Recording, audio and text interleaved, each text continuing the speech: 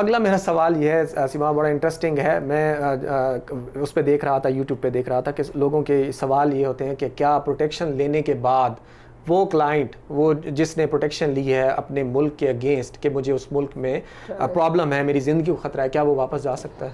नहीं, देखिए ये बिल्कुल रिकमेंडेड नहीं होता कि अगर आपने जिस बेसिस पे आपने प्रोटेक्शन ली है, आप पीआर लेने के बाद उस कंट्री में ट्रैवल करें।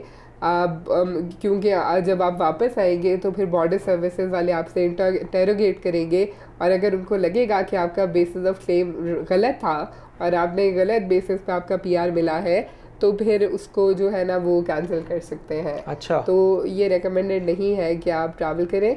बहुत सारे एक्सेप्शनल सिचुएशंस हो जाती हैं जिसमें आपको इमरजेंसी में जाना पड़ जाता है।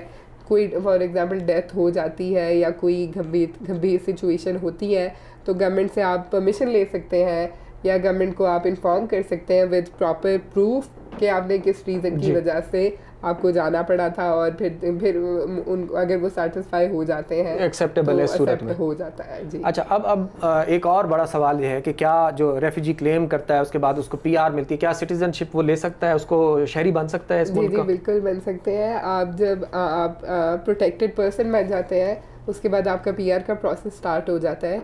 जब आपको पीआर मिल जाती है तो पीआर के बाद आप को कुछ टाइम गुजारना होता है। वो टोटल टाइम जो लास्ट 5 इयर्स में आपने 1095 डेज जो होते हैं, मतलब 3 साल का टाइम पीरियड पूरा करना है आज से लास्ट 5 इयर्स में।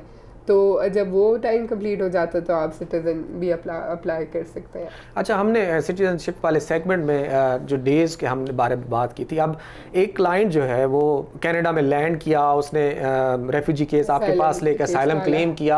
अब जब तक उसका हियरिंग नहीं आती, बिलफर्ज उसकी साल अगर हियरिंग नहीं आती, तो क्या ये टाइम पीरियड सिटीजनशिप में काउंट होगा? नहीं, जो टाइम आपने एज एन असाइलम क्लेमेंट गुजारा है वो टाइम सिटीजनशिप में काउंट नहीं होगा। जो टाइम आपने एज अ प्रोटेक्टेड पर्सन गुजारा है वो टाइम डिसीजन होने के बाद वाला टाइम। जी, डिसीजन अच्छा, के बाद वाला टाइम, यानी सिटीजनशिप पीआर से पहले वाला, लेकिन डिसीजन पॉजिटिव डिसीजन के बाद।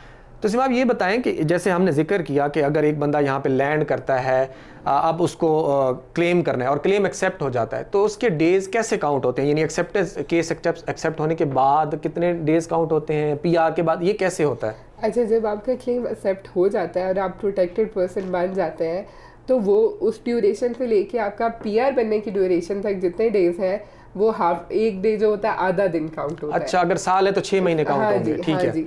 और जब आप पीआर बन जाते हैं तो फिर एक दिन फिर रेगुलर फुल डे काउंट होता है। तो ज़बरदस्त बात है। यानी कि 3-4 साल में जो वो क्लेमेंट जो होता है, जो रेफ्यूजी प्रोटेक्टेड पर्सन होता है, वो सिटीजनशिप ले सकता है कनाडा में।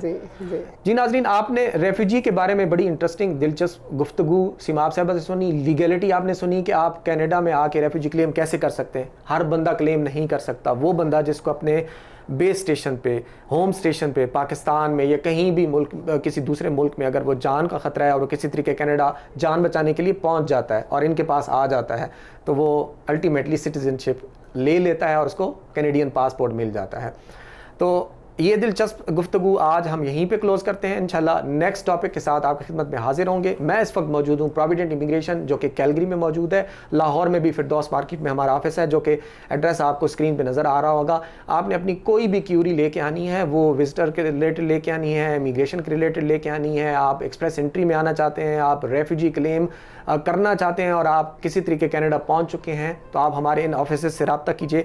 कैलगरी वाले ऑफिस का एड्रेस भी आपको स्क्रीन के ऊपर नज़र आ रहा है, और लाहौर वाले का और सिमाब मीर साहिबा का डायरेक्ट नंबर भी, कोई बंदा आपको डायरेक्ट नंबर नहीं देता, आप किसी वक्त भी इनको मैसेज करेंगे, अपनी क्यूरी जो इनको भेजेंगे तो इसका जवाब आपको ज़रूर मिलेगा।